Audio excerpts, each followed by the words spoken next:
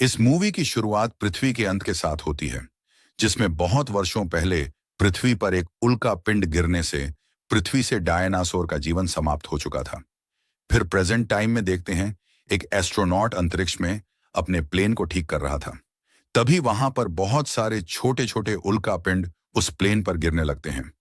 वह plane crash हो जाता है और वह एस्ट्रोनॉट वहीं पर अंतरिक्ष में खो जाता है। इधर पृथ्वी पर बहुत तेज हलचल हो जाती है। उनको लगता है कि हम पर किसी ने अटैक कर दिया। वो भी अटैक करने के लिए तैयार हो जाते हैं। फिर पृथ्वी पर छोटे छोटे उल्का पिंड बम की तरह गिरने लग जाते हैं। जैसे लगता है कि कोई उन पर अटैक कर रहा है, और इससे पूरे शहर की हालत बहुत ही खराब हो जाती है। वह उल्का पिंड आग के गोले की तरह बहुत ही तेज रफ्तार से गिर रहे थे और बिल्डिंग को तहस नहस कर दिया। तभी उनको पता चलता है कि उल्का पिंड गिर रहे हैं। इधर नासा स्पेस सेंटर में हलचल मची हुई थी। तभी इनको पता चलता है कि यह तो कुछ नहीं, इससे भी बहुत ही बड़ा उल्का पिंड पृथ्वी की तरफ आ रहा है। यदि वह पृथ्वी पर गिरा तो 10,000 न्यूक्लियर बम की तरह धमाका होगा, जिससे पूरी पृथ्वी पर जीवों का नामो निशान मिट जाएगा। और वह उल्का पिंड 18 दिन में पृथ्वी से टकरा जाएगा। यानी कि उस उल्का पिंड को पृथ्वी तक आने में 18 दिन लगने वाले थे। इधर पृथ्वी पर नासा के रिसर्च सेंटर में एक मीटिंग हो रही थी, जिसमें जनरल बोलता है कि हमें एक 150 न्यूक्लियर बम के साथ उस उल्का पिंड को मिटा देना चाहिए। लेकिन वहीं पर रिसर्च के डॉक्टर रावल कौनसी बोलते हैं कि इससे कुछ नहीं होगा। फिर वह जनरल बोलता है कि मिस्टर प्रेसिडेंट के साइंटिफिक एडवाइजर का कहना है कि उसे उल्का पिंड पर बम ब्लास्ट करके उसकी दिशा बदल सकते हैं। लेकिन डॉक्टर रावल कौनसी इस बात से सहमत नहीं थे। वह बोलते हैं कि मैं मिस्टर प्रेसिडेंट के एडवाइजर को जानता हूं। हम अमेठी में एक साथ थे, जिसमें मिस्टर प्रेसिडेंट के एडवाइजर को एस्ट्रोफिजिक्स में -C ग्रेड मिला था। हम उसकी बात नहीं मान सकते। फिर डॉक्टर रावल कौनसी बोलते हैं, हम उस उल्का पिंड के 800 मीटर गहराई में न्यूक्लियर बम लगाकर ब्लास्ट करें तो वह उल्का पिंड 2 हिस्सों में बढ़कर पृथ्वी के ऊपर से निकल जाएगा। अब उनको एक ड्रिलर की जरूरत थी, जो उस उल्का पिंड पर ड्रिल करके एक बड़ा होल बना दे, जिसमें दुनिया का सबसे बेस्ट ड्रिलर हैरिस टेम्पर को लेने के लिए भेजते हैं। इधर मिस्टर हैरिस टेम्पर समुद्र में ड्रिल कर रहा था। तभी उनके पास हेलीकॉप्टर से कुछ गार्ड आते हैं और बोलते हैं कि आपको मिस्टर प्रेसिडेंट ने बुलाया है। लेकिन हैरिस मना कर देता है, क्योंकि प्रेसिडेंट उसके लिए कोई मायने नहीं रखता। फिर उसको बोलते हैं कि तुम्हें इस देश के लिए बुलाया है, और वह जाने के लिए तैयार हो जाता है। लेकिन वह अपनी बेटी ग्रेस को भी साथ लेकर जाता है और नासा के डायरेक्टर ट्रोमैन से मिलता है। ट्रोमैन हैरिस टेम्पर को पूरी सिचुएशन बता देता है। फिर हैरिस उस उल्का पिंड पर ड्रिल करने के लिए तैयार हो जाता है और ट्रोमैन अपने एस्ट्रोनॉट से मिलवाता है, जो मंगल ग्रह पर ड्रिल करने के लिए 8 महीने से तैयारी कर रहे थे, जो हैरिस के साथ उस उल्का पिंड पर ड्रिल करने में मदद करने वाले थे।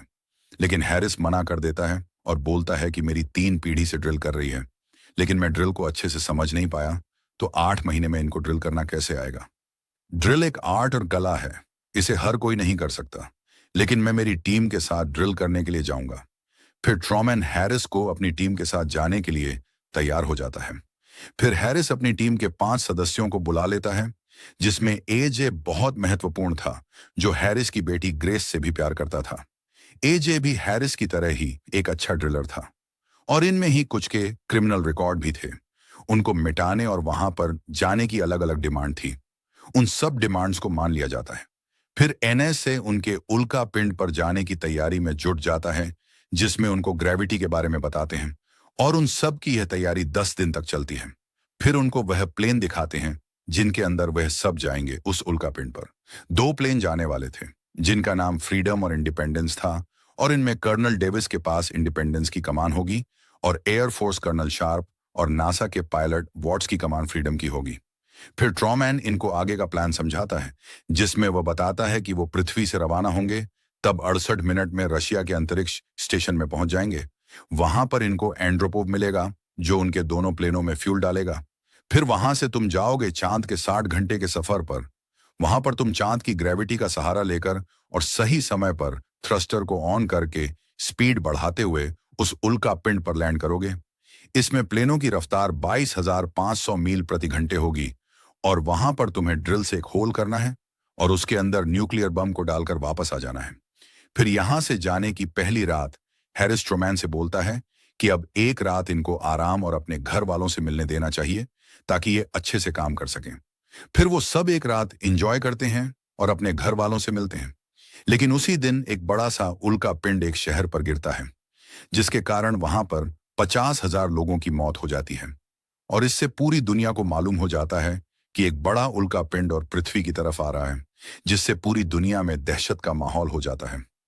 इधर हैरिस अपनी बेटी से मिलता है, जिसमें दोनों की आंखों में आंसू आ जाते हैं। फिर एजे भी हैरिस की बेटी ग्रेस से मिलता है, और यहां से जाने से पहले मिस्टर प्रेसिडेंट भी एक बार लाइव आकर पूरी दुनिया को दिलासा देता है। और फिर एजे और हैरिस की दोनों टीमें अलग अलग प्लेन में रॉकेट के सहारे उड़ान भर लेते हैं और रशिया के अंतरिक्ष स्टेशन में पहुंच जाते हैं। वहां पर वह एंड्रोपोव से मिलते हैं। एंड्रोपोव फ्यूलिंग के लिए तैयार हो जाता है और एजे को नीचे ले जाकर कंट्रोलर के पास खड़ा कर देता है और बोलता है, ये 200 डिग्री पर पहुंच जाए तो मुझे बोल देना, या फिर फ्यूलिंग को बंद कर देना, नहीं तो पूरा स्पेस स्टेशन ही समाप्त हो जाएगा। फिर एंड्रोपोव ऊपर चला जाता है। एंड्रोपोव 11 साल से अंतरिक्ष स्टेशन में अकेला था, जिससे वह उन लोगों के साथ घुल मिल जाता है और बातों में लग जाता है। इधर एजे के पास फ्यूल प्रेशर 200 डिग्री से ऊपर चला जाता है। वह एंड्रोपोव को आवाज लगाता है, लेकिन वह नहीं सुन पाता, क्योंकि एंड्रोपोव बाकी एस्ट्रोनॉट से बातें करने में बिजी था। फिर एजे फ्यूलिंग को बंद करने के लिए डंडे को नीचे खींचता है, तो वह डंडा टूट जाता है, क्योंकि 11 साल में उसके अंदर जंग आ चुकी थी। फिर अचानक अंतरिक्ष स्टेशन में अलार्म बजने लग जाते हैं।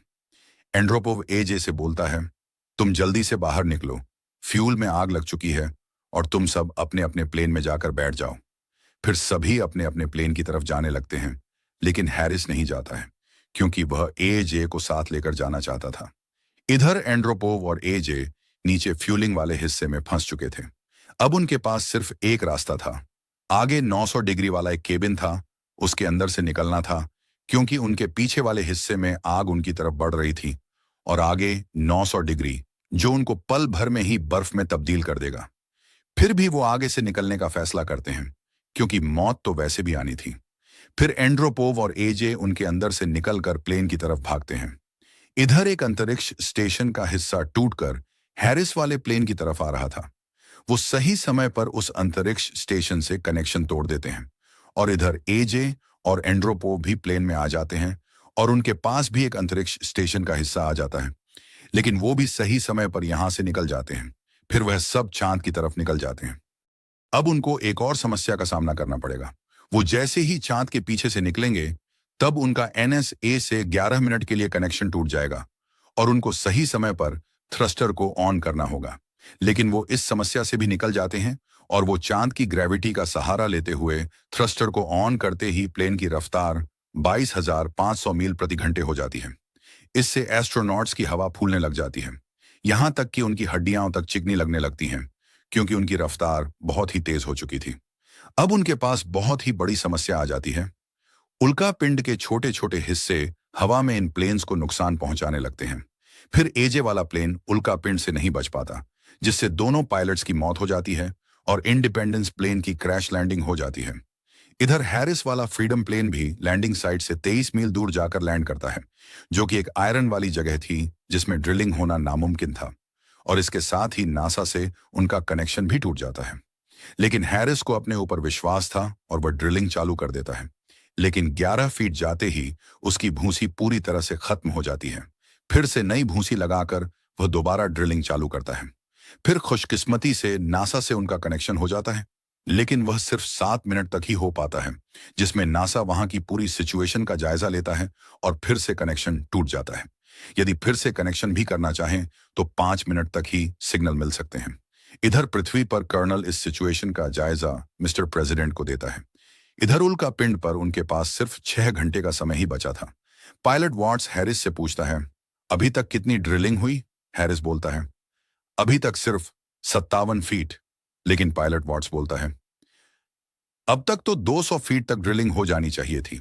फिर पायलट वॉट्स नासा से संपर्क करके बोलता है कि औसतन समय से 4 घंटे अधिक लगने वाले हैं। लेकिन बीच में ही हैरिस फोन लेकर बोलता है, मैं टाइम पर ड्रिलिंग कर दूंगा, मुझे पूरा यकीन है। और फिर से लाइन कट जाती है। इधर पृथ्वी पर प्रेसिडेंट के कहने पर सेकेंडरी प्रोटोकॉल चालू कर दिया जाता है।